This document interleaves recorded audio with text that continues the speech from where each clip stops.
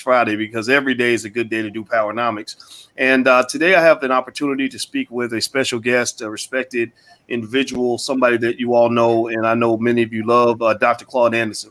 Dr. Anderson is the author of the books Powernomics, Black Labor, White Wealth, The Black History Reader, and Dirty Little Secrets 1 and 2. So as you come into the chat, greet Dr. Anderson, let him know that how much you love him.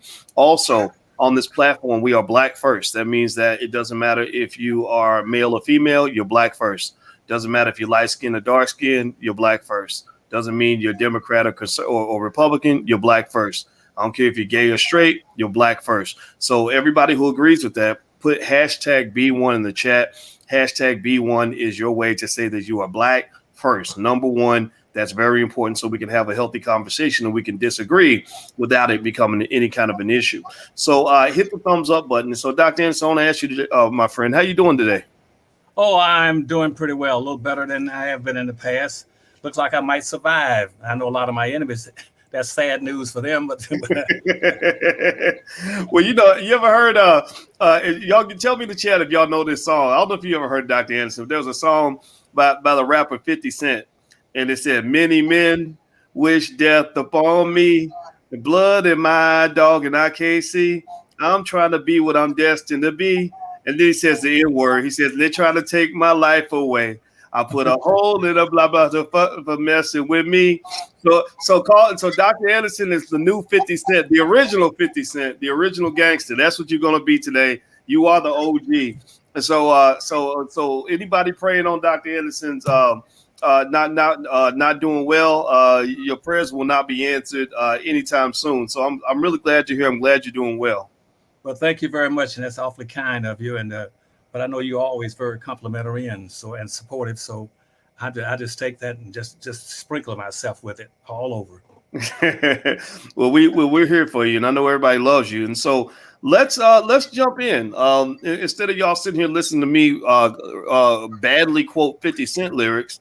I want to jump right into this discussion. Dr. Anderson wants to meet with the Biden administration. You've been reaching out to the Biden administration with a team of individuals you're working with on a project that you would like to pursue. And I'd love for you to talk about that if you could. And you mentioned you also would like to share the history of transportation and why your high-speed railway project and some of the other initiatives that you're pursuing is so important for you and so important for the community. The floor is yours. Oh, well, thank you very much for that introduction. I want Black folk to understand this particular time, we are right where we want it to be.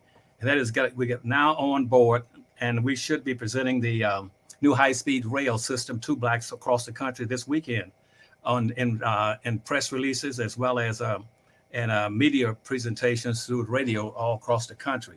This is the first of its kind in the history of this nation. You all just cannot afford to let this get by. This is it. It's very important. And because you see this high-speed rail system will wind up being a platform or a base level for Black folk to start playing the game the way whites have been playing it for 465 years. This is our chance to start playing the game and build one of the things that is extremely important in terms of laying a platform. That is begin to build industries. Do you know that we are the only people on earth? We're the only people on earth who've never enjoyed the fruits of an industrialization process. You know, when industrialization went through the European continent back in the 1700s, and Black folk were enslaved all across Europe when the industrial development occurred over there. And when the industrial revolt and revolution crossed the ocean and came to the United States in the 1800s, guess what? We were still being enslaved in this country by a new class of Europeans coming to America. So we missed the industrial revolution, both in Europe, in the continent, and in America. And we've never enjoyed the fruits of an industrialization. And what this high-speed rail system does, it says, so you finally gonna get a chance. You finally get a chance to have what you've never been able to have. And that's really why we don't have very many businesses in the country. You have to have industries before you can have those businesses, because those industries have to provide the resources and goods and services and the wealth that you're gonna need. And we've never had it. So let me flip through history very quickly, show what I mean by that. They've always shortchanged Black folk and kept them outside of the loop in terms of development. And let's take transportation, which we're going to be talking about with the high-speed rail system. See, let's go back to about the mid 1800s. In the mid 1800s, see, black folk again were outside the loop. Black folk had very little involvement in transportation in this country. The best they ever got was being a carriage driver or a wagon driver. That was it in terms of being anything dealing with transportation. And that lasted for quite a long while, from about up until mid 1800s, up until about the early 1860s. At that time, two things began to occur in this nation. People got very interested in because the Civil War was coming up, and they wanted to get into the railroad business.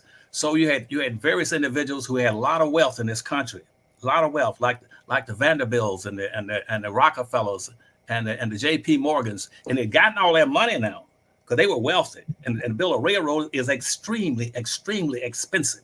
And they'd gotten all this money, and they wanted to say, well, we're going to put a railroad across this country. And so they went to the United States government to look for endorsements from it and also look for money to be able to do it. And so they started working on this, and they had about somewhere around about 11 to 20 individuals all together, and all of them were wealthy. All were wealthy, and some were played as a group, some played as individuals. They wanted to build these railroads, so they got the permission and authority to build railroads across America. Now they built them from east to west, but at that time primarily going out from the East Coast all the way out to the Mississippi River. At that time, they had not begun to explore the Mississippi River. They didn't really get into doing any exploring and opening the West up until after the Civil War. But they got permission to build these railroads. And guess what? They built those railroads. The government gave them 24 million acres of free property, land.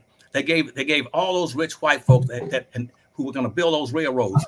And the whites already had the benefits of wealth. You know where they got their wealth from? From slavery. The Vanderbilts, the J.P. Morgans, and the Rockefellers, they got their wealth from the backs of slaves. So they had all these big pots of money. And so they gave them 24 million acres. And what that means in small layman terms is that on each side of a railroad, they gave the white developers and entrepreneurs at that time, gave them 6 miles of acreage on both sides of the railroad, going and coming, so they could own all that land and build these railroads. And in addition to that, they gave them something like about $27 million in capital to be able to do it. But black folks, and they said, well, how are we going to do about black folk? They said, well, we got to lay all these tracks. And so at that time, all these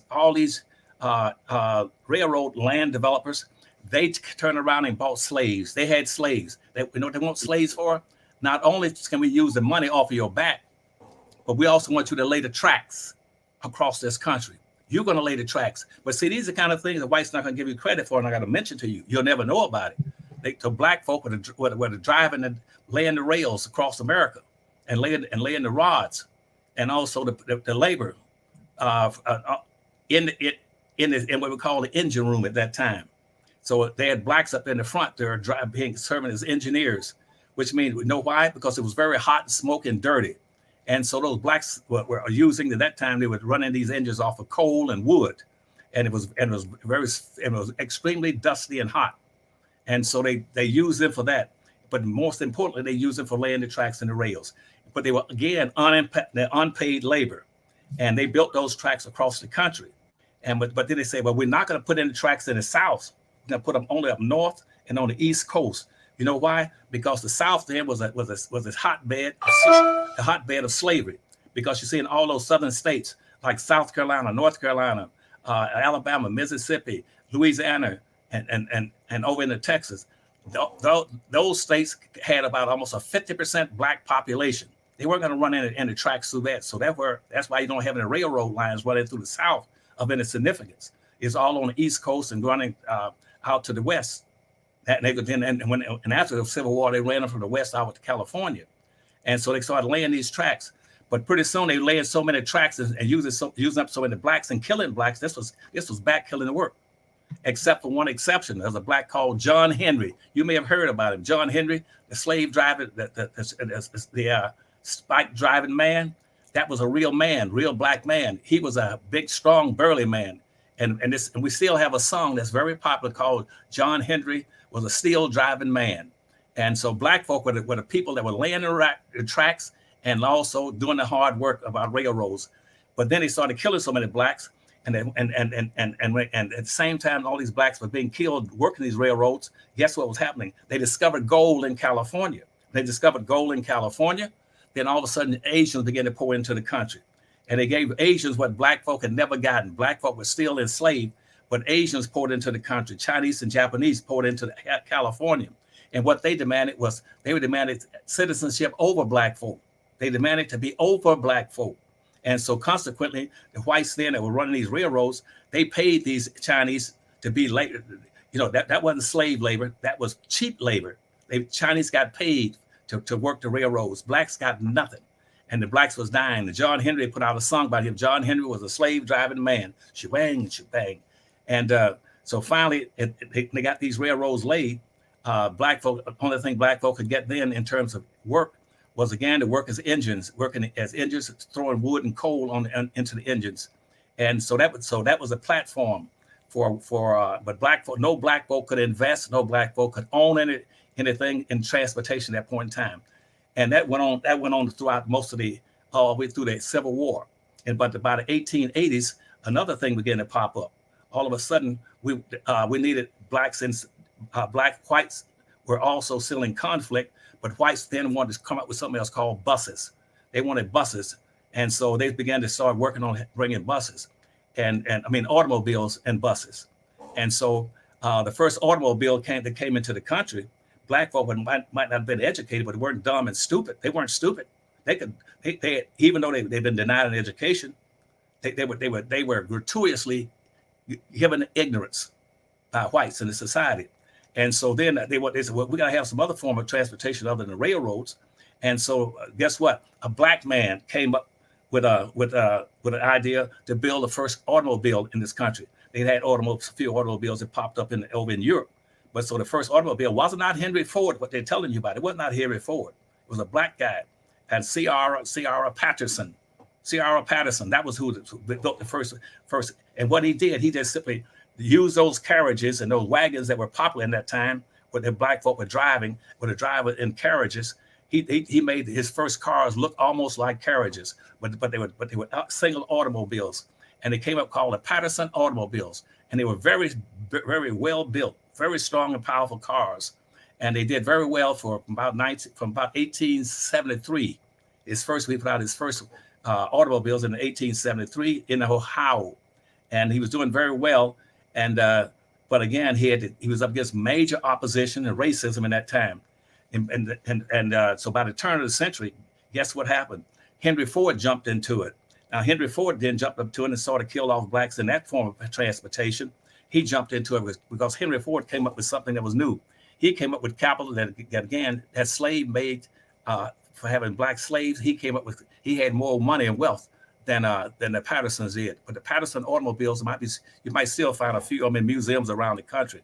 Those are the hardest and best built automobiles at that time, what they call the Patterson automobiles. And so then Ford jumped up and started putting his car in. Now what Ford did to give him an advantage over Patterson, I'm gonna cut this short, so I showed you some of this, over Patterson, was what he did. He started using a system that came from slavery, and that was called assembly lines. He's picked up the slave plantations assembly lines. On plantations, most people didn't know that they kept blacks in a line, and like 5 or 10 to a line. And they would go up and down the rows in the cotton fields that sometimes was spread through 80 acres of land. You had to walk straight ahead. The first one in there would be a chopper. He chopped back the grass and knocked the grass, and so he could get to the dirt. The next black behind him would dig a hole in the dirt, and then the one behind him, when he came up there, he would drop the seed in the hole for whether it's for cotton or rice, or not rice, but tobacco, or for whatever they plan on growing, and cotton. And so then the next one behind him would cover the hole up. Then the next one would come behind him. He would just pour the water, and that was called an assembly line. So Henry Ford, he built his automobile system. He used the assembly line process and took it from the plantations for black slaves and moved it to the automobile industry in Detroit, Michigan, out on Woodward Avenue. So that's how we got into automobiles. But at the same time, other people said, well, how about buses? And buses began to come on scene.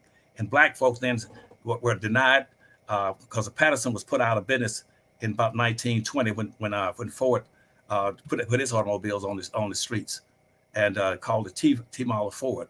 But blacks then started thinking about other forms of transportation. And what they did then, they started thinking about buses.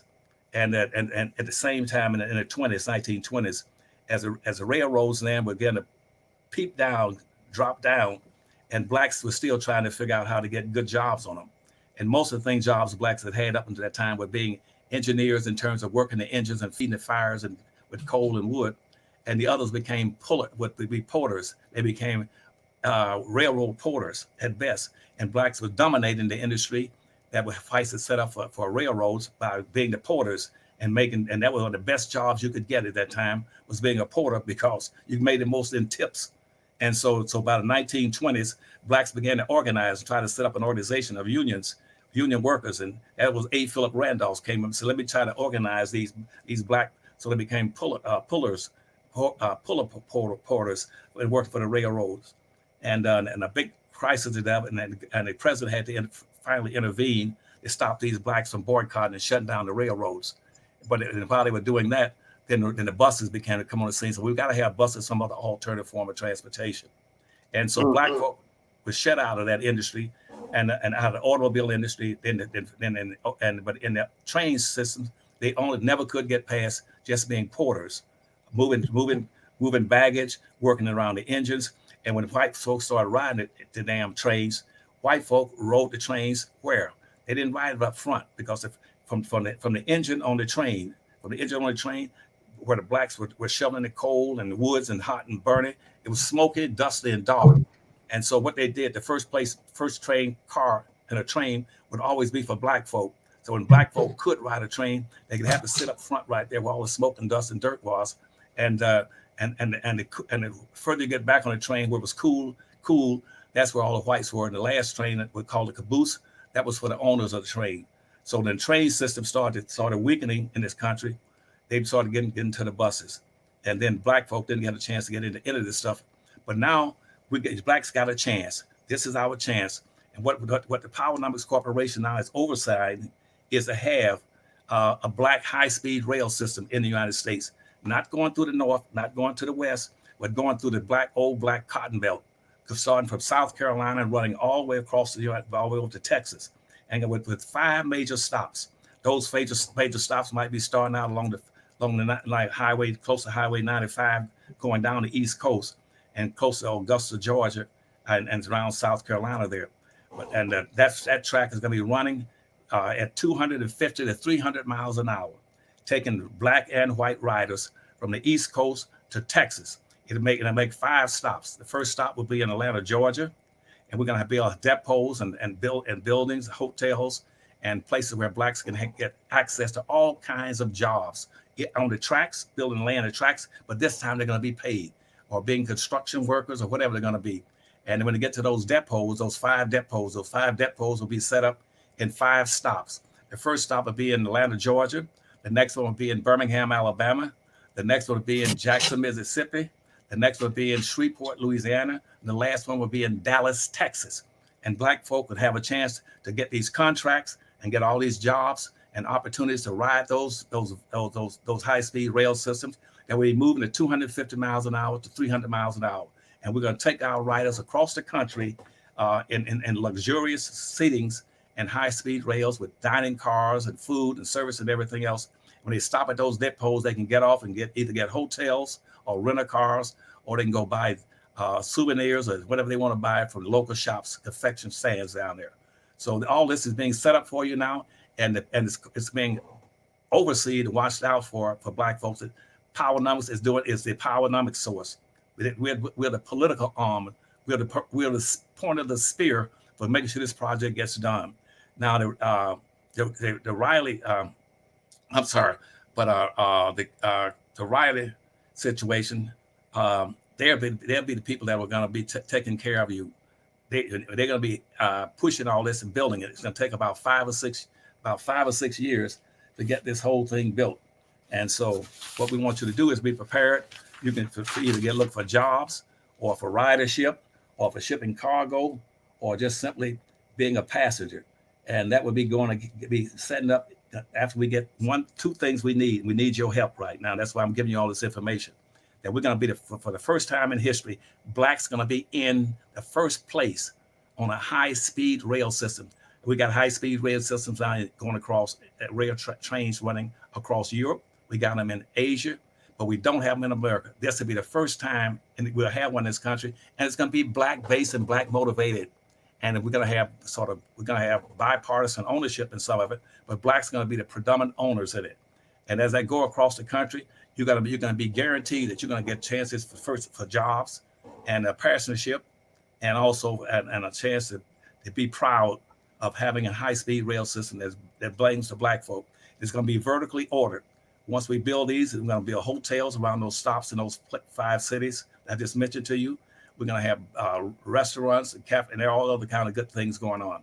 But what we want you to do in conclusion of this, we want all of you right now to start it. Don't beg, no marches, no praying, and no hoping. We want you to demand from the federal administration that they immediately meet with the Powernomics company or Powernomics campaign for this high-speed rail system and get it up and running as quickly as we can and going across the South and give those cities a chance to bring in more business opportunities for tourists and everything else. The cities will prosper, the states will prosper, and the Black high-speed rail system will prosper for the first time, and it's going to be vertically ordered. And you can also compete for who's going to put in those hotels and those shops in those different cities. This is your time, and not like, as I said, in history where you were shut out all the time. You're going to be shut out on this. Believe me, Powernomics will be in the driver's seats. We're the engines. And for the first time, you will be first. And I promise you that. And this is your one person that you know loves you.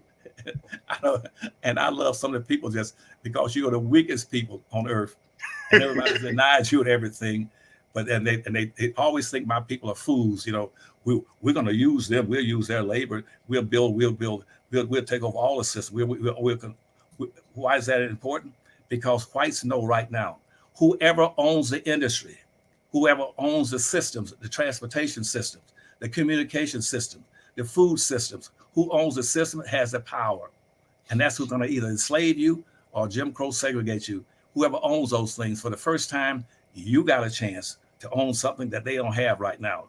This is your chance. It's our chance. And I love you. And started calling and send emails to the federal government, to the White House, to the Biden administration. Send them to Department of Transportation and to Buttigieg, and also tell him that we've completed all the paperwork. We got the money ready to go. This is our chance. Don't let me down now. I'm out here by myself struggling for you all. Don't you dare to let me down. I want you to just fill in paper and telephone calls to all places and say, this is our time. And I love you. All right. Well, everybody who wants to follow up, I'm gonna mute you, Dr. Anderson. I'm hearing a little bit of feedback, but everybody who wants to follow up and do an outreach to the Biden administration, if you go to USA.gov on this website, they show you right here at the top how to contact President Joe Biden. This is a phone number for the White House switchboard. You can locate the contact information for all your senators here, for all your representatives, state elected officials, local, etc. So it's USA.gov. USA.gov is a site you can go to be able to get in touch with your elected officials. So feel free to do that. So Dr. Anderson, let me ask you this question then. Let me make one correction, Dr. Watson. I didn't give you the right name for the organization. It's called the Finley Group. It's the Finley Group. They're located in Birmingham, Alabama. And if you get your hands on a piece of literature, you can send emails to them, and they'll be glad to hear from you. But we're together now, and this project, as I said, is going to bring all the Blacks in America together, from the East Coast, the West Coast, from North and South. This is the first time that we're going to do what the Civil Rights Movement did not do.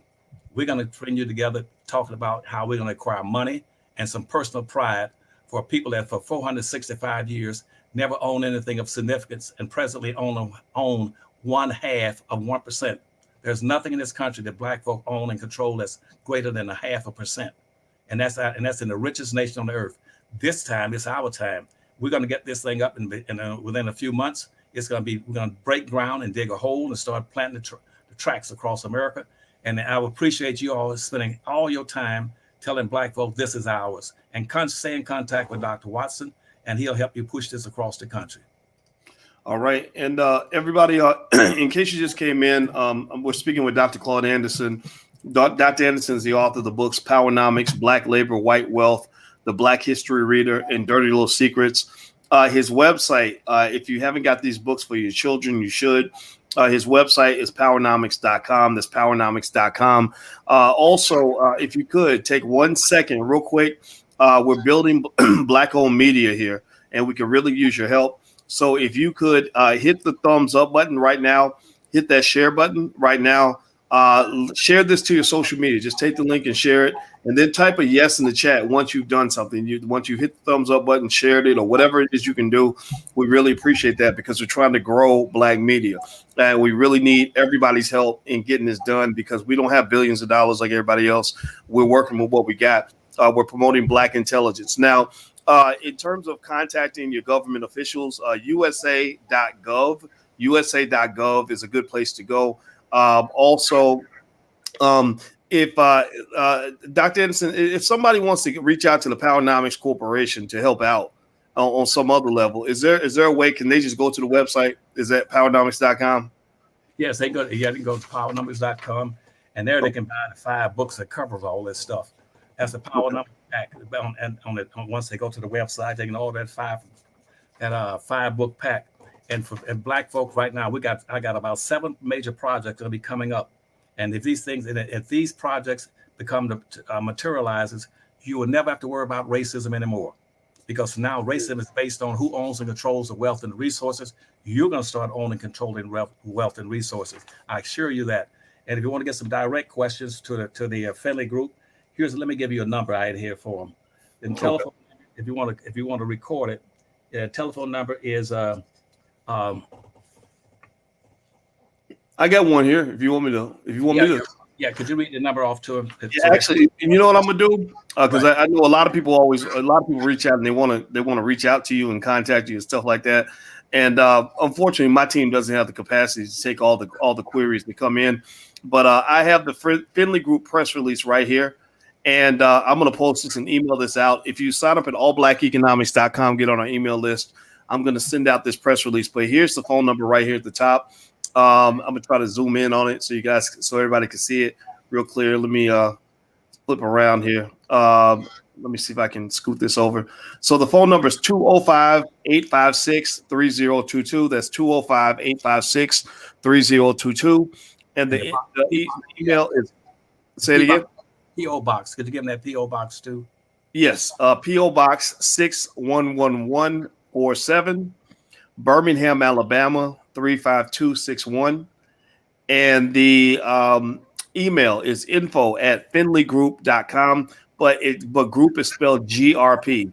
So info@FINLEYGRP.com. That's right there on the screen. If you didn't catch it, just rewind the video and you'll see it that way as well. So there's the information if you want to somehow be directly involved, or if you have resources that can help get the project done. That's how you can connect and reach out. So Dr. Anderson, let me ask you a question. Right now on Capitol Hill, there's a lot of discussion about reparations right now. And they're talking about HR 40 and trying to get a reparations bill passed through to study reparations. And I noticed that in the experts that they invited to speak on the issue, they brought in people like Herschel Walker, the football player, a few other folks. I can't name everybody. Maybe you all can name some names in the chat. And they didn't include your name. And I found that really interesting, given that you, according to many millions of people, I assume a lot of people here would agree, you are if not one of the leading experts on reparations. And you have the most documentation of almost anybody on exactly why Black folks deserve reparations. Can you speak on what you're seeing with the HR 40 conversation and why you think that that you weren't asked to participate in the debate over this bill. Well, first of all, I would prefer to hold off expressing my opinions until, let's say, give me about 60 days, and I'll be glad to do it, because I don't want to do anything that would make somebody angry, and they started moving against the high-speed rail system because they didn't like what I said. But I am proud of the fact that the Biden administration has said, well, I'm gonna do something in reparations for Black folk, and I think he may have mentioned the HR 40, and I appreciate that coming from him. But very quickly, and without getting too much involved in it, because I don't want to necessarily criticize other people, because I don't do that, and on mass media. But the House Bill 40 is almost really, in my mind, this is strictly my mind, not speaking of anyone else, but of all my years in politics, going all the way back for 60 years, House Bill HR 40 is almost a damn waste of time. And it's not designed to do anything for Black folks. It really is an insult for Black folk. Even though I want every politician to understand the broader aspect of it, and not just the House bill for reparation. Don't just focus on the House bill HR 40, because that's a waste of time. Focus on the larger thing, which is really reparations that Black folk are due. It's a debt that's due to Black folk, and every individual in this society is obligated to Black folk. They all came here and got freeloaded and got free lunches, because they're immigrants. And two of the biggest lies that's ever been told is being told today. And that is about, and see, everybody say, well, what's the big lie? The big lie is about Trump talking about, Trump talking about conspiracies and the January 6th raiding of the Capitol building and attacking it.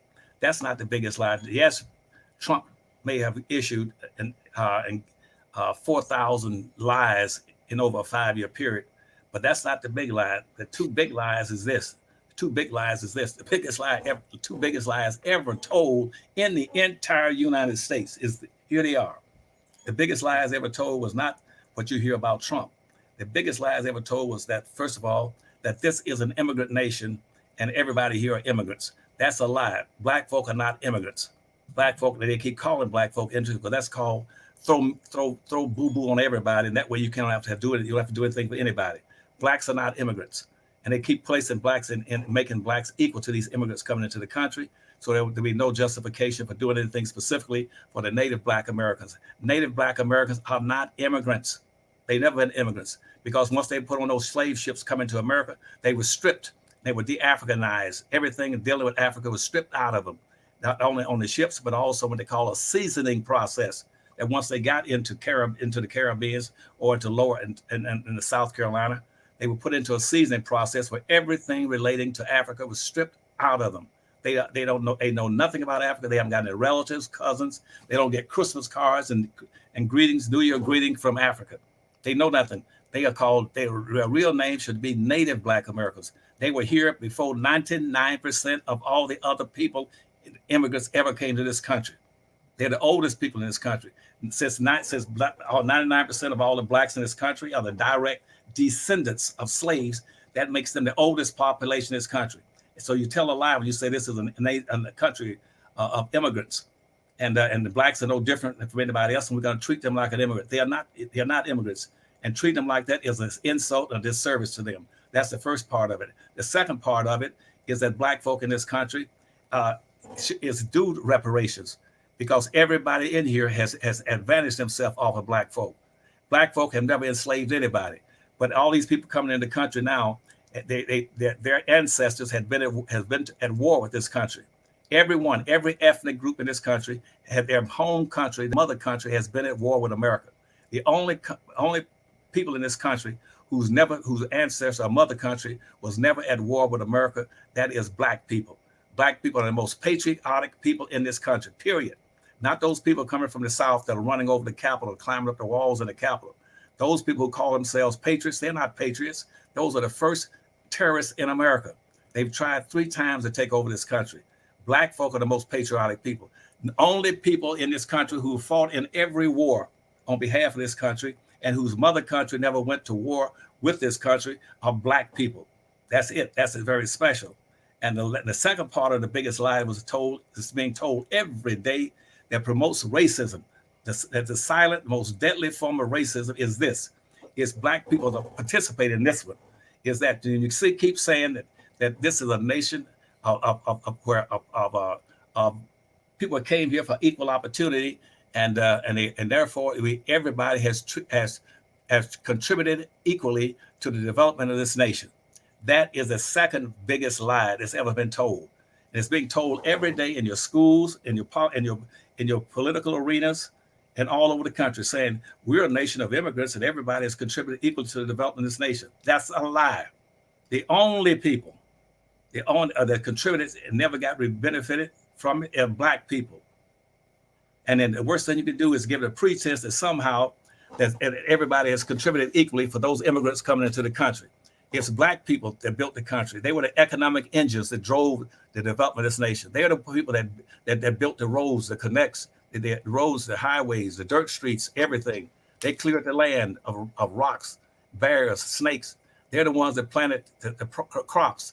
They're the ones that built the hotels, not the hotels, but the office buildings all over this country. The Capitol buildings, all built by blacks. The Capitol buildings in all these southern states in the South.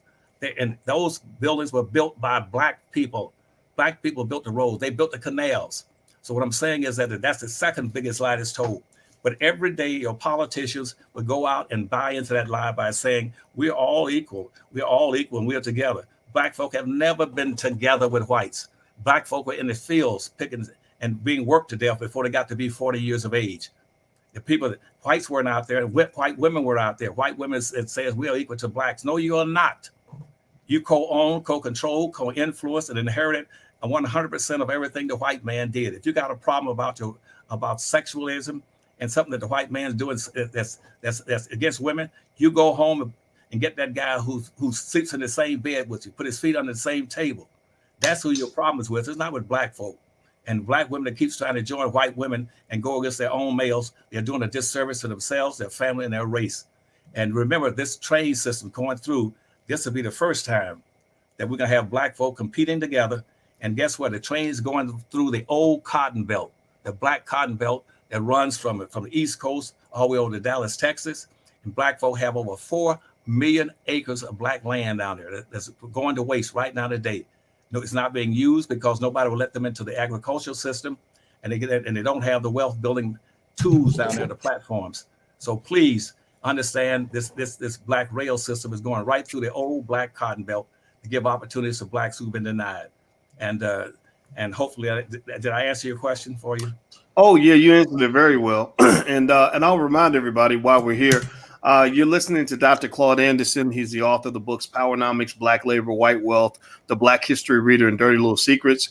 I consistently mention the titles of those books because I'm hopeful that you will consider going to powernomics.com and taking a look at what Dr. Anderson and his company have to offer. When we talk about buying black and supporting what we believe in, if you believe in this kind of thing, then I hope that you'll talk with your support, because I really think that when you're talking about moving forward and hearing from scholars that really benefit our community, there aren't that many. A lot of scholars are working for big white universities. Even some of the HBCUs are not really giving you what you need. They're not teaching you how to start businesses and how to build industry. They're teaching you how to go work for white people. That's unfortunate, but that's what it is. So, given that you're here, and if this is the thing you believe in, I hope you'll do what you can to actively participate in all of this, actively participate in discussions on this, actively share the message, actively support. When it's time to buy your kids a gift, get them a copy of Powernomics. Just make this a culture. We're trying to build culture here. And if I sound repetitive, it's because that's what's required in order for you to build something. You got to be, when you build an institution with 10 million bricks, you got to be repetitive in laying out those bricks, and they got to all be solid. So y'all are solid people, and I want to say thank you all for being a part of all of this. Also, hit the thumbs up button, share button, subscribe button. And also tonight, if you want to participate, we're doing a special lecture in the Black Business School. I'm going to do one on how to form your economic family. I'm going to talk to you about how my family works together every week, how we have our family business meetings, how I form my economic family, what it means to form an economy within your family. And so if you're interested, you want to take a look, and you also want to get the access to the curriculum, you can go to economicsurvivalplan.com. That's right there. So feel free to go take a look. So Dr. Anderson, let me ask you this question. Before you leave, let me make one last comment. I hate to be, I know I sound looking here rude, but I keep cutting you off. But no, it's okay. You asked me a question. I didn't completely answer it about House Bill 40.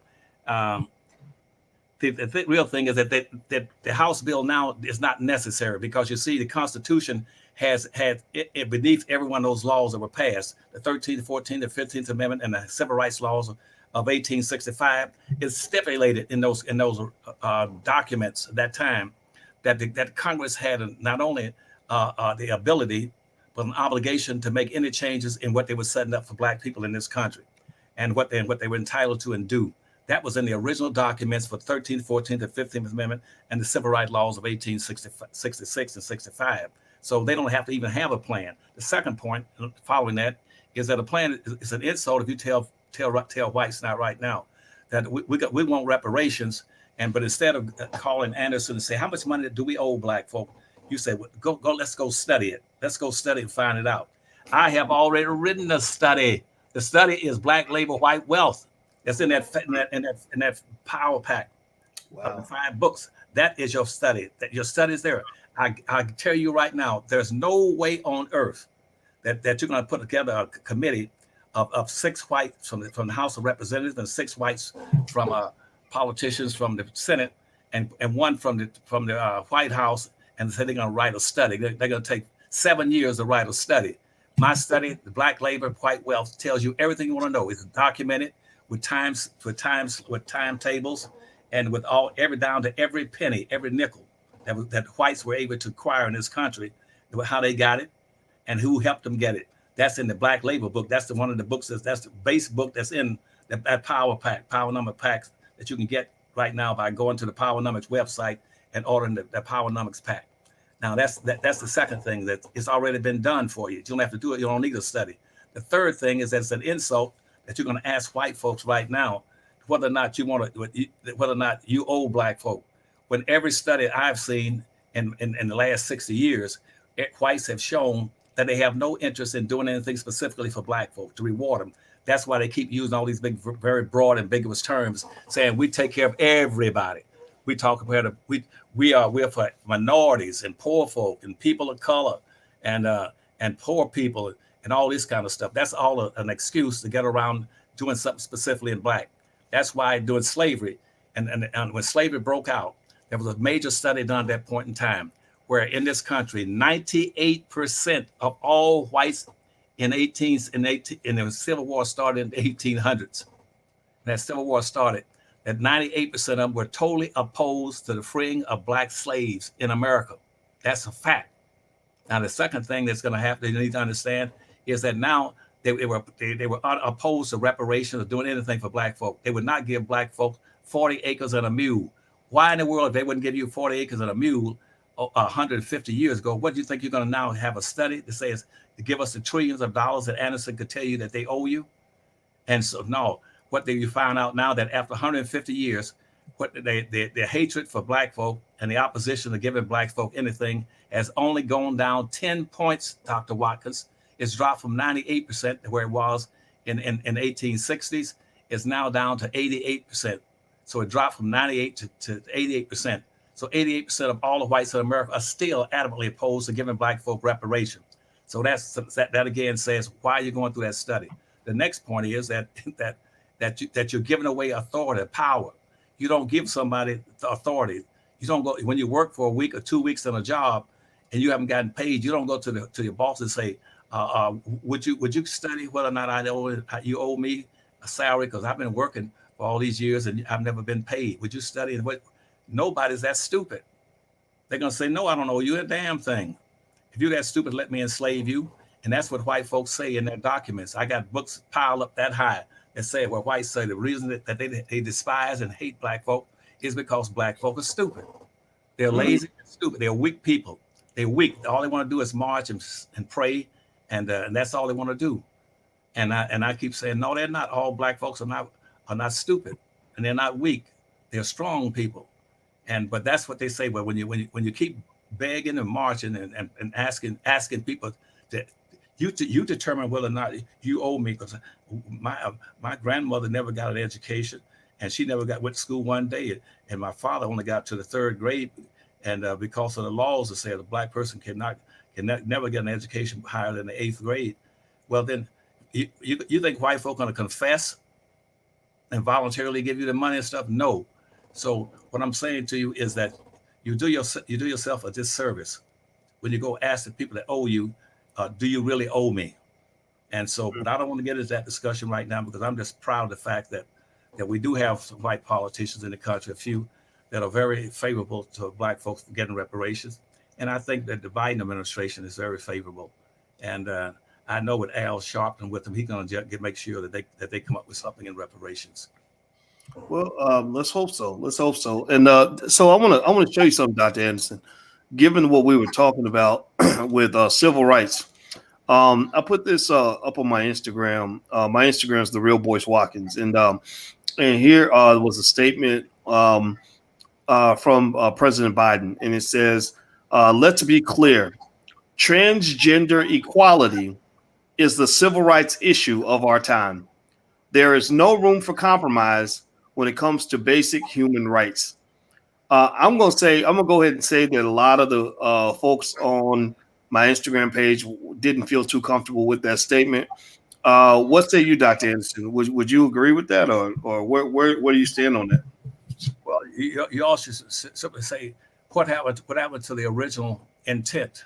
What happened to the original intent of civil rights? What happened to the original intent? Just go ask all the people you know, what was the original intent in civil rights? And you tell me, you hold up your hand like this, and I'll bet you how many says, show me, put up your fingers on how many people know about the original intent. You probably won't you'll probably be like that, nothing. Because the original intent of the civil rights of 1865 and 1866 was strictly and solely for black people. It wasn't for, it had nothing to do with gender. It had nothing to do with language or culture, or whether you were an immigrant or you were born a natural citizen born in this country. That's the problem. See that, and see the civil rights laws went into effect at that time for some very simple reason, and that is first and foremost to reverse the Dred Scott decision of 1857. The Dred Scott decision of 1857 by the Supreme Court. The Supreme Court Dred Scott decision in 1857 says that black people, a black man, has no rights in this country that a white person is bound to respect. And that was, so there's a reversal. And so if you skip past the black folk and you're going to go to other groups, to women or gender groups or the power economic groups, what happened to this original intent? Because and it should have been still focused on black folk, because you haven't solved it.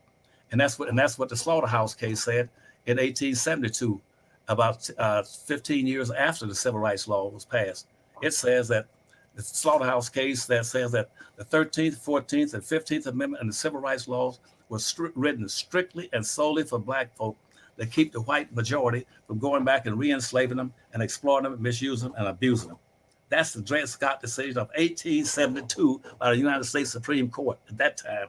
And keep in mind that the Supreme Court ruling came out by white slave owners. Even they said that, because you see, out of the first 57 people that were on the Supreme Court were all white slave owners. And these white slave owners say that it was written strictly for black folk. Why would you now, 150 years later, say it's for everybody? It's the United States Supreme Court. It keeps watering down the Supreme Court laws, watering down the 13th and 14th and 15th Amendment, because they have nothing has changed with the Supreme Court. You see what I'm saying? It was to take care of black people. Nobody's ever taken care of black folk. Nobody's taken care of and done anything specific. Not one political party has ever done anything specifically and solely for black folk. Not one. Not the Republican Party, the Democratic Party, or the Libertarian Party, or the Green Party. And see, I'm hopeful now that the Biden administration will be the first one in history that says we're going to correct all this imbalance. Inequality came out through centuries of abuse and misuse and exclusion of black folk. They use very broad and ambiguous terms to exclude black folk by focusing on minorities, poor folk, people of color, and anything else they can call it. And until they correct that, how are you going to jump past them now to to gender and transgender. You haven't done anything for black folk. Why don't you take and solve the problems? I'm not against genders or intergenders or transsexuals. I'm just saying keep things in order of priority. You got problems here that goes back over 300, almost 465 years now. Why don't you solve that problem? Why don't you solve the problem with black folk before you jump to women's issues or to minority issues or immigrant issues or poor people issues? Take care of black folk or multicultural issues. Take care of the black folk. This country has been riding on black folks and on their backs for 465 years. Take care of them. And so, but the House Bill 40 won't do it. All you do is giving the white racists about 7 years to do nothing for black folk, and wait for 7 years. Say we took 7 years of doing nothing, thinking about it. We thought about it, even though we knew the answer when you first asked us to do it. Yeah, I'm trying not to, Dr. Anderson. I'm here to listen and learn like everybody else. And so I don't want to do. I wanted you to do all the talking because you are the godfather, and I definitely defer to you on all of this. But I think it's a joke. I think it's a complete joke. I have no expectation. In fact, I almost dread. The biggest thing I probably dread is them actually coming back with a reparations bill, where they're really trying to pay reparations, because I know it's going to be a bunch of BS. It'll be one of those situations where they say, well, we gave you something. Now you complain about everything. So you show up and you say, you owe me $1 million. And somebody writes you a check for $100. And they say, see, I paid you back. And so sometimes you almost feel like a conversation. If you're not going to have the conversation right, then don't have the conversation at all. And it's almost like they're already having the conversation wrong. The wrong people, are at the table, even having the discussion.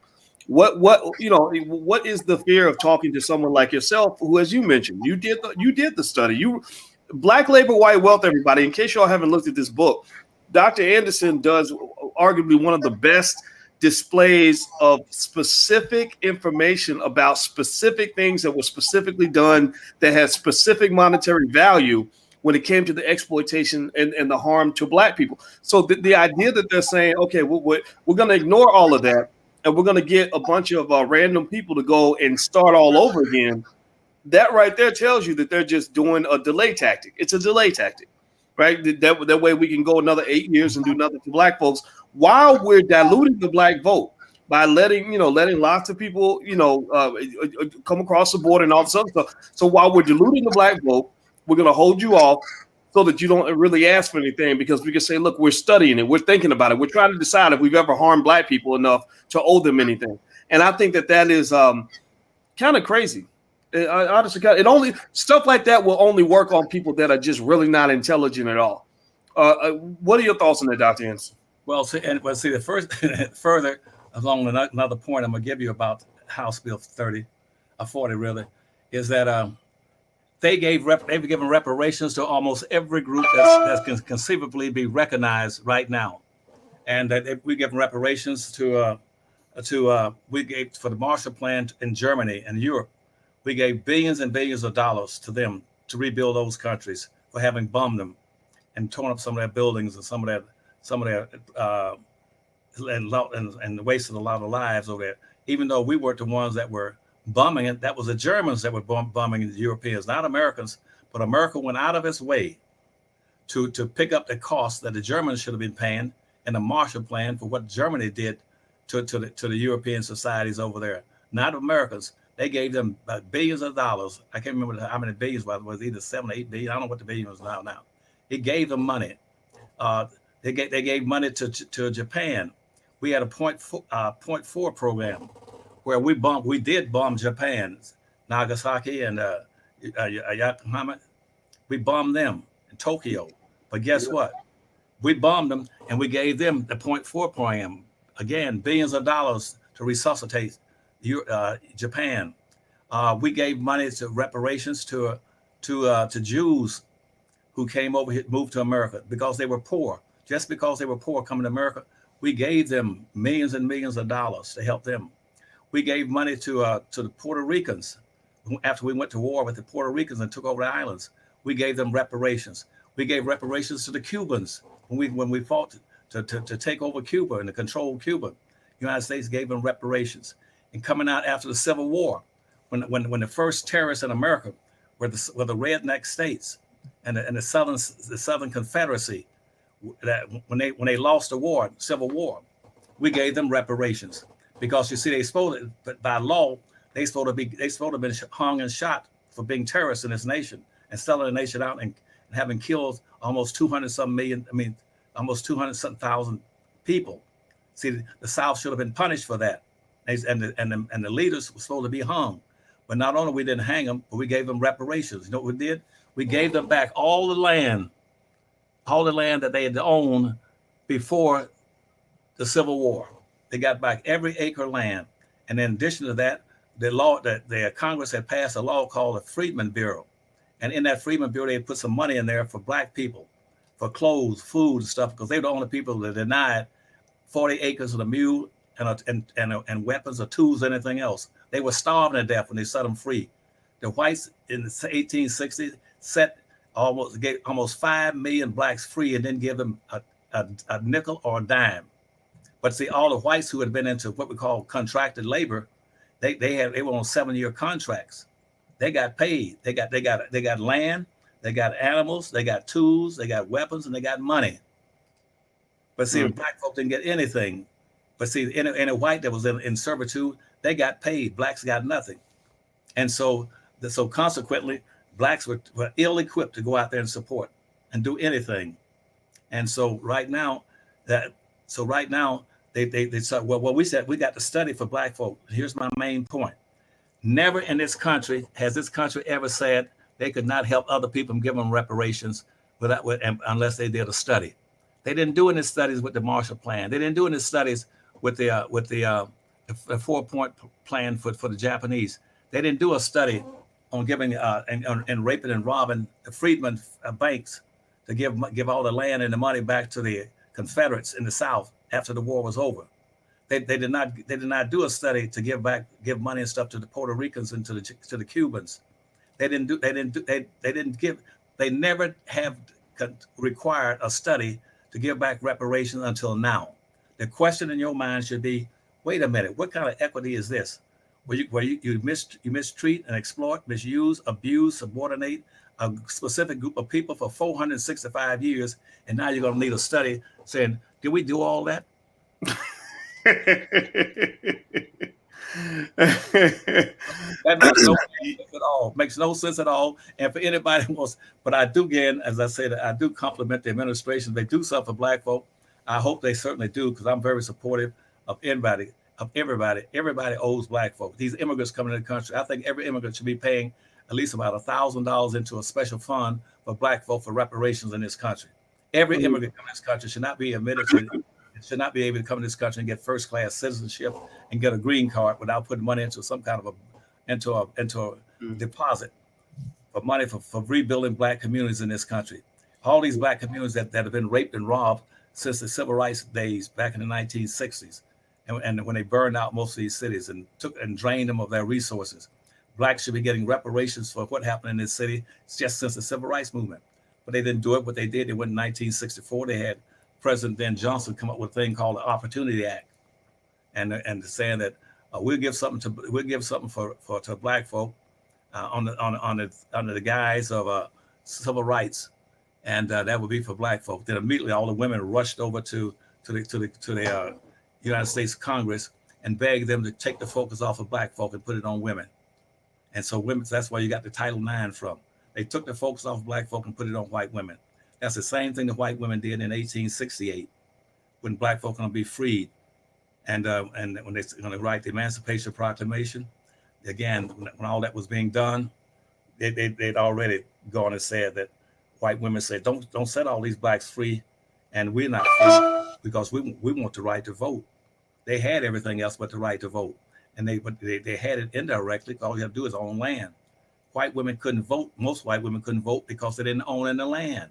That was a problem with white folks. White women have always been able to vote. They can't say they didn't have the right to vote. They did have the right to vote.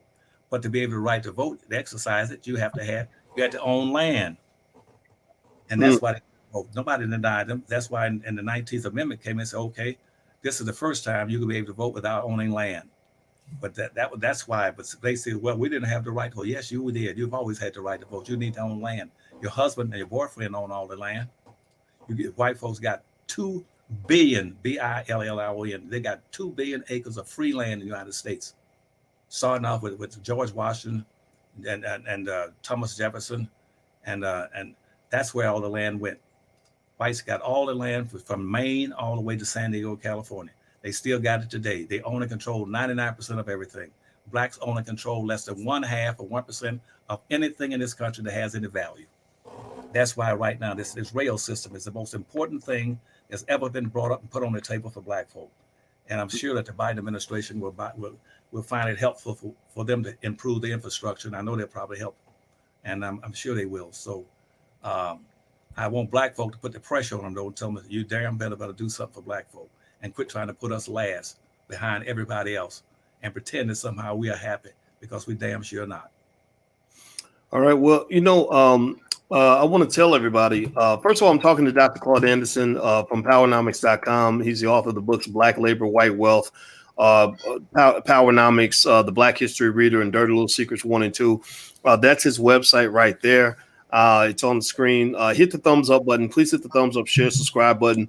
And also, if you want to join us tonight for the Economic Survival Plan lecture, where we break down forming economic families and economic security, feel free to go to economicsurvivalplan.com. That happens tonight at 8 o'clock. If you're watching today, if you're watching after today, you can watch the recording if you want to. Also, if you want to contact your elected officials, the website I gave you earlier was usa.gov. So let me give you all information on how to contact elected officials. What Dr. Anderson's asking for is he's asking for your support to get a meeting with some members of the Biden administration. So here are ways to contact. You can contact Biden's administration directly. I'm gonna pull the page up so everybody can see it. If you go to usa.gov, this is what you'll see, and right at the top is Biden's information. But you can also scroll down and you can find your state and local officials and pretty much any branch of government. Most of your congressmen, their information is right there on the internet. So go to usa.gov and let them know that at the very least they should be talking to Dr. Anderson, because so many millions of you are in alignment with his ideology. And if you really care about Black folks, then you'll care about what Black people care about. You won't be telling them who their leaders should be. You will ask them who their leaders are. You follow what I'm saying? You don't tell Black people who their leaders should be. You ask them who your leaders are. And Dr. Anderson, is he your leader? Is he one of your leaders? Give me a yes in the chat.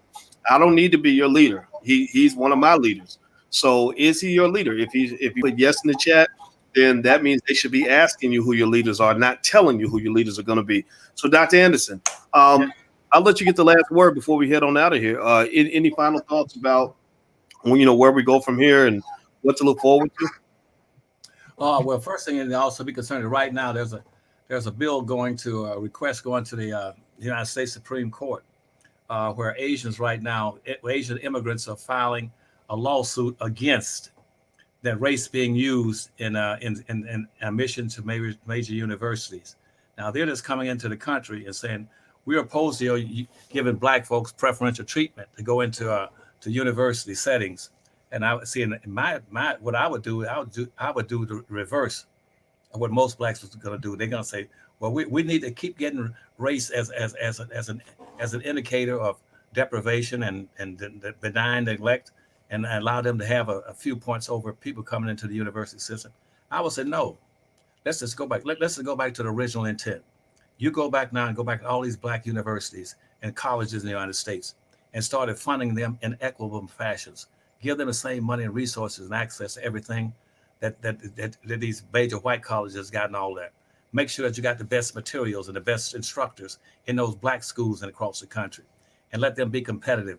You don't have to have an integration. Forget about social integration, because it has not worked. It has failed. And just go back and rebuild these Black institutions and rebuild these Black communities, and make those schools magnet schools make the black schools magnet schools and make the high schools magnet schools, which are a combination of the best curriculums and the best trade schools in those black schools across America, and let them compete with the white schools. I wouldn't just be sitting, busting my butt trying to get my kids into. My daughter went to Harvard, and I paid suffer this economic burden of putting it there. But to go back to the black schools, subsidize them, and bring them up to snuff, and don't be trying to invite all the other kids that are not blacks into black institutions and giving them scholarships. At the same time, the white colleges are shutting black folk out of their system by saying we're against using race as an admission.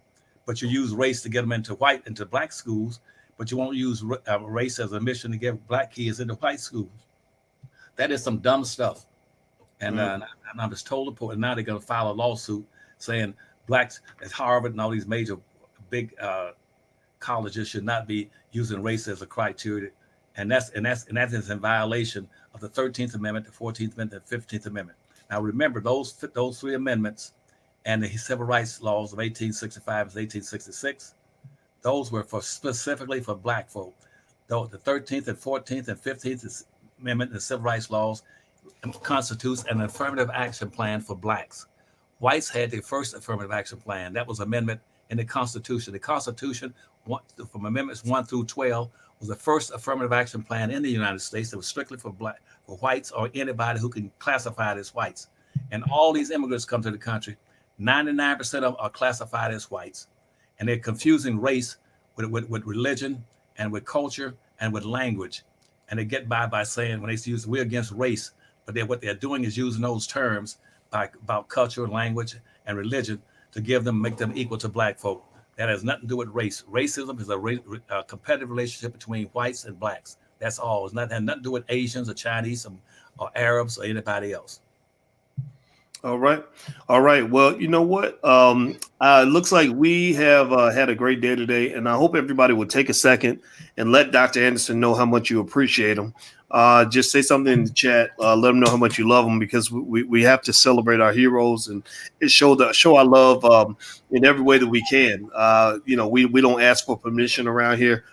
We are the people that need to be empowered to make our move. If you want to establish power. One thing about power, and this is my little 2 cents to add to everything great Dr. Anderson said today, is that one thing about making power moves is that you don't allow yourself to be in a position that a lot of black folks allow, which is where you're always reacting to what they do. Instead, you actually want to have first mover advantage. That means that instead of you reacting to what they're doing, they need to react to what you're doing. Instead of them manifesting their reality and you responding to that, you manifest your reality and make them respond to that. That is a basic, fundamental, strategic move. This works in chess. This works in poker. This works in football, basketball, anything. This works in war. You want first mover advantage. So I need y'all to make a move. Whatever that move is, make your move. First move is that we go to USA.gov, contact your representative, maybe go straight to Biden. Maybe we all call Biden's office and just let them know what we're thinking, so that we can get that on the radar screen. Number two, build your families and build your wealth. Also, if you're interested, you can go to powernomics.com. Dr. Anderson has great books that are guide templates on how you can empower yourself and empower your family. And then also we have another platform with some free resources on it at theallblackagenda.com. So you can feel free to take a look there. We have a lot of stuff for you. At the end of the day, whatever move you make is up to you. But I just want you to make the move. You be the leader in your family. And that's all we ask you to do. So thank you very much, Dr. Anderson. I appreciate your time.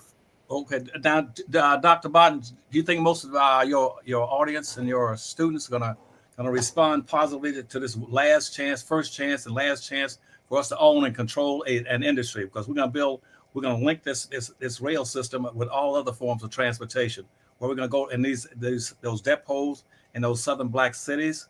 We're going to have buses coming up to those depots to pick people up. But we used to have cab companies in all black cities across America, and the integration killed off our black cabs. And now what they're using Uber to do the same thing we used to do. And when I was a kid, it was called jitneys, and we're going to put black jitneys again, where black people can have cabs picking up our people at the depots of these train stations across America. and go and be able to give them rides and take them where they were downtown and stuff. We're gonna have jitneys and many buses, and then we're gonna put blacks into the mini buses business and the jitney business back the way it used to be when I was a kid, where I can go to Chicago inner city and the jitney would pick you and take you all the way downtown for 10 cents. Because they all stayed on one street all the way downtown and one street back. And so we're going to play the game on building wealth and power in America. But I'm depending on them to bombard for the first time in this country, jam the lines and everything you can do to make sure that everybody in this country understands how important this high-speed rail system is for black folk. This thing will be moving, as I said, at 250, 300 miles an hour to take you across the country. And it can get you there as fast as the airlines can. If you exclude getting out of the car, going into the stadiums, into the studios, and all that kind of stuff. Well, you know what, Dr. Anderson, I want to show you something. I want to ask you about this. And I think this question is right up your alley.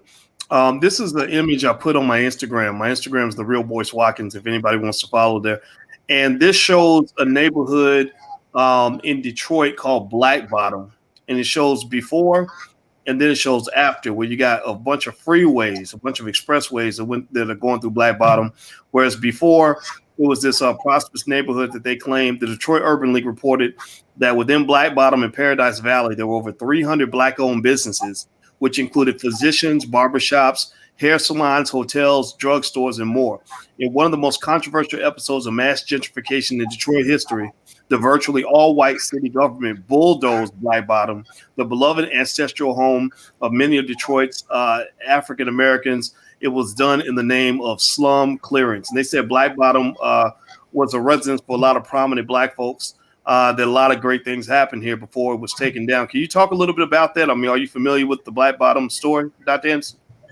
Yes, I am. They used that with Black folk when whites started talking about social integration, and they wanted to integrate all these cities. And white folks got together and says, if Black folk can all come together for social integration, so they can walk in as a group in a body and mix with us, we got to come together. At that point in time, whites had businesses all over Detroit, because whites had they had their own communities. Whites had communities. They had while blacks had Black Bottom, whites had they had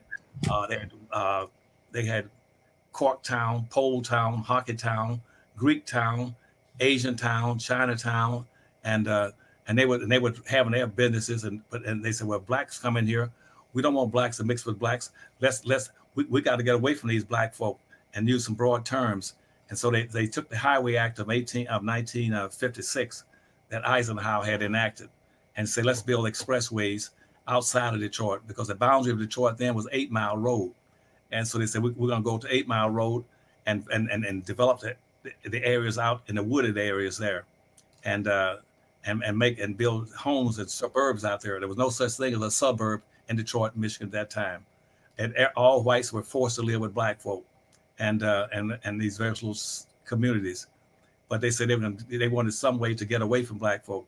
They said, let's go down and take the Highway Act and go to every area where blacks were trying to build businesses like Black Bottom, and let's take that land and declare it obsolete, and we're going to build expressways through it. So they built expressways through every Black community or a neighborhood in Detroit, Michigan, and they built expressways so white folk can get out of Detroit faster without stopping.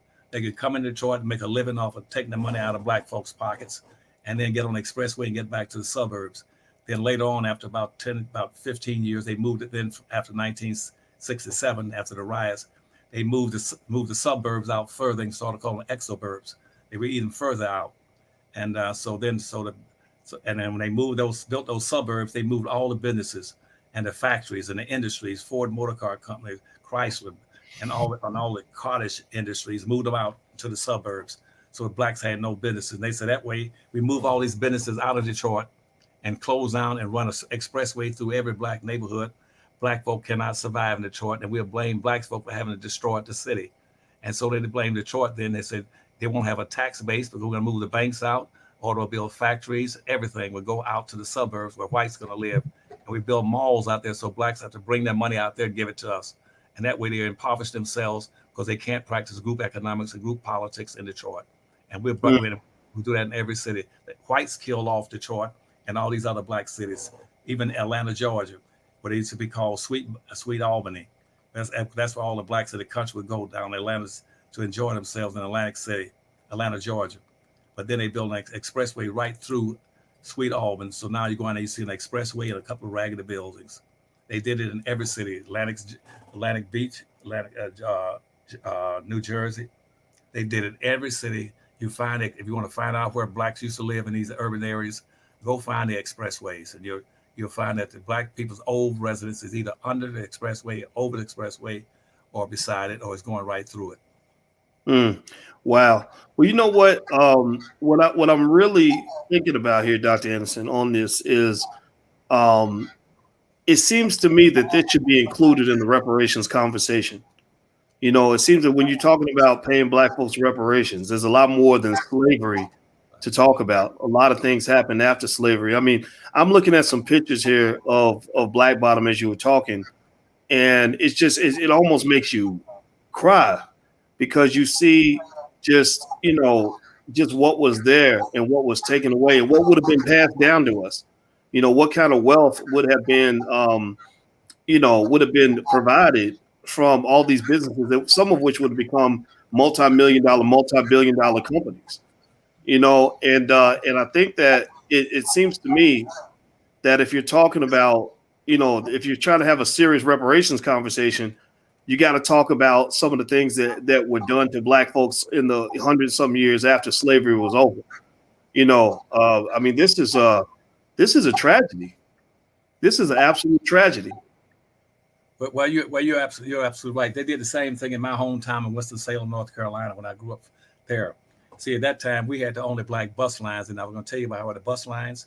When I told you back when I was talking about the trains, blacks began to take over most of the job as Pullman porters and everything, and the train station, their jobs as an engine fireman, putting the logs and coals into the stove to drive the railroads. Well, they began to start trying to figure out how to not let black folks take it over, and blacks will start demanding more money and everything else. So then they had to try to get to the buses. So my family is one of the families that built the only black bus line we ever had in the United States, called the Safe Bus Company, SAFE, Safe Bus. That was in Winston-Salem, North Carolina. We had, and they went into business in about 1927 in Winston-Salem, and during the course they put out of business by the integration movement in Montgomery, Alabama, in the 1960s, and so integration killed off most of our businesses in Detroit and Black Bottom, and also in Winston-Salem. We had over all these buses. Our buses were the only buses that were running for the whole town. White folks rode our buses. We owned the buses that time. We were 4 families along with my family, uncles and all of them. So we owned the buses, called the Safe Buses. But when the blacks began to integrate the buses down in Montgomery, they had a chance to bought the bus line and run it, but they preferred not to. All they wanted to do was sit on the front of it.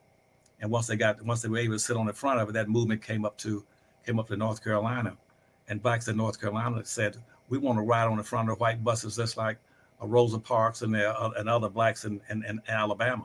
We said, we don't have any buses for you to ride on the front of. They said, well, get some so we can sit on the front of them. And so the Safe Bus Company had to go out of business so black folk could sit on the front of the white buses. And they did the same thing with our cab companies. We had 2 cab companies. We had the Campbell City Cab and the Harris Cab. Whites had 2 cab companies, the Bluebird and the Yellow Cab. And so our people didn't write. See, those kind of vehicles. And they put all them out of there's that's a Safe Bus right there that you just saw. And those are our buses. We had more buses than damn white folks didn't have any buses. And they put our buses out of because black folk wanted to ride on the white buses, ride in the white cab companies.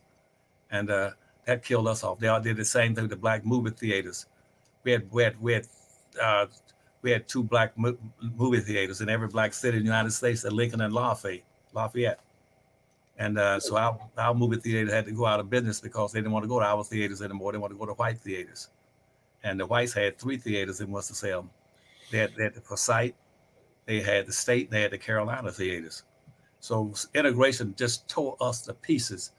And not only did they build expressways through and destroyed all the neighborhoods. And then they told black folk, Y'all need integration. What y'all need is more in social integration. You don't need to own anything. And then we can give y'all a job. And I told them, I said, black folk don't need no damn jobs. They need businesses. That's what they need. Blacks had full-time employment and jobs doing slavery. All of them were 100% employed in the field picking cotton, or in the rice field, or picking tomato, or picking tobacco.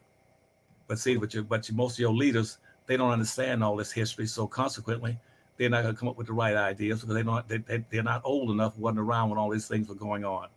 And the same thing when you start talking about people choosing between now talking about gay rights and women's rights and all this stuff. And when I was kids, during the war, then the Germans that we had, the German prisoners in Winston-Salem had more darn rights. In Winston-Salem, they had more rights than the blacks. And they were in prison, POW camps. We walked by them every day, going downtown, and the white prisoners would pat their butts and blow their nose and try to spit on us. And they were prisoners of war that had been captured. We had one submarine. We bombed a submarine right off the coast of North Carolina. We got about 270 damn German prisoners in there and put them in a POW camp on Liberty Street and Fifth in Winston-Salem, and they were behind a fence there. But they would try to spit on us and pat their butts and drop their pants. And guess what? By the time we got downtown, they would be downtown sitting in the best hotels. The prisoners could go downtown where blacks couldn't even go for whites. They would sit. They would go to the big hotels. They would go to the best restaurants. Blacks couldn't go to it. And so you start talking about reparation. It has to be more than just picking cotton. But I can't get that into black folks' heads. It just won't go in. They think that you're only talking about picking cotton. We worked in the cotton fields all day long and all this kind of stuff. We'll think about all the blacks they killed and slaughtered. And it's talking about riots. Do you know, I'm going to tell you, this is the last point, and I got to get off. That we had, and they talk about how black folks just rioted in cities and burned and during the civil rights movement. Let me tell you a secret nobody knows. Do you know we had over 248 riots in this country where cities were burned down? Do you know who did the burning? Whites burned them down. Whites burned down over 248 cities from the 1600s and 1700s up to the present day. And guess what? They were all black towns. Whites burned down black towns, maroon towns. When back in the 1600s, they burned out all the maroon towns, and as well as later towns like Tulsa, Oklahoma, and Rosewood, and Wilmington, and Memphis, Tennessee. Whites were always doing the rioting. Black folk have never rioted and burned down whites' towns, but whites have burned down over 248 black cities and black towns. And just to put them out of business, they have sundown towns all over the country. Texas had more sundown towns than any other state in the United States, where black folk are not permitted to come to anything in that town. And so if you get a chance, you look at the Dirty Little Secrets book, or the Powernomics. You'll probably see a picture there in that book where I'm standing underneath a sign that says by the Ku Klux Klan. Did you see that in the Dirty Little Secrets too? I did not see it. I'll look it up though. Yeah. Okay. Look on. You'll see, and that's what I'm talking about. What they did there, they would burn down anything that was black. They burned down 248 black towns. But I've never heard anybody make a mention of that when white folks talking about, well, black folk always burning down white folks' businesses. Where white folks burn down black homes and businesses for over 300 something years, and they burned down over 248 cities, even Rosewood. They've always burned down black towns, and blacks have never done anything to white folks to justify them burning down their towns and city and lynching. Even tried to burn down a part of New York where black folks live. That's where Wall Street used to be, and then and lynch most of the blacks, hung them on light poles and from electric poles and from trees. So don't you believe that stuff about black folk burning down whites. It's white folks were the biggest rioters and always been the big rioters. So this January 6th riots here in Washington D.C. That was a typical way whites have acted throughout history, by thinking they are dominant. They got the weapons and they got the majority population, and therefore they were free to do whatever they wanted to do to blacks anytime they wanted to do it, any place. That's why they've always been the original terrorists in this country. Black folk have never been the terrorists in this country. And so they've always been the most patriotic people in the country. Okay. All right. All right.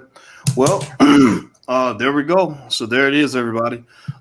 If you could take 1 second, please, and thank Dr. Anderson for his time. Again, show your love. Let him know you love him. Also, hit the thumbs up button, please, before we head out of here. And also, his website is powernomics.com. That's where you can find all his books and everything he has to offer. I hope you'll take a look. And this is a great Black library for Black folks that really want your families to know what they need to know. And if you're interested in this kind of thing, tonight at 8 p.m., I'm doing a special lecture on economic survival plans for the entire family. I'll explain to you how our family holds family business meetings and how to form your economic family. So if you're interested in getting access to that curriculum, feel free to go to economicsurvivalplan.com. Bring your family, bring your kids, bring anybody you want. It's going to be a lot of fun. You're going to learn a lot. So thank you very much, Dr. Anderson. I really appreciate your time, and it's great talking to you. Well, thank you. And I'm hopeful that we'll hear from all these people that will first contact the Finley group by email or however they prefer to do it, and let them know they're supportive of this project.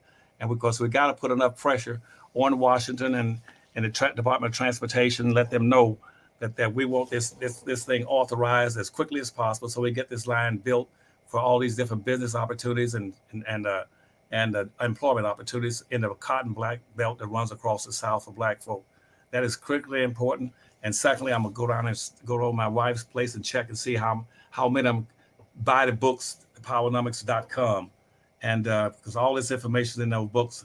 And if you don't understand the history, you're gonna be like most of our Black politicians right now. You don't understand what you're doing in Washington, D.C. and what you're dealing with.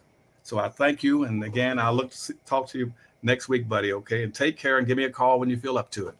I sure will, my friend. And I appreciate you. And everybody, if you want to know the information to contact the Finley group, if you'd like to be a part of what Dr. Anderson's working on, or you have some resources that can be of help, there's the information right there. So just take a screenshot and share that around to anybody that you think can be of benefit to the project. So take care, everybody. Have a good day. And I'll see you soon, Dr. Anderson. All right.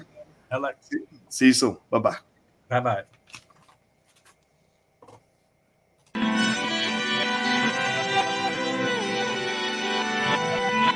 Here we are, clan the isms, cataclysm, great. Our people out here struggling, trying to make it in this state. Everybody out here doing it, but we the ones too late. Now family, we the ones who gotta delegate. Get that money in the power, never be fake. Stick to cosign for 3. What did he say? Create jobs, support our own. Educate the same and buy back your home. Got 3 degrees, triple 10. 3 PhDs, now we on the CNN. DBTV, let's talk about negligence. Ignorance is bliss, but we can turn it to intelligence. Believe none of what you hear, half of what you see. Let's break it down here on Dr. Boyce TV. Here we are.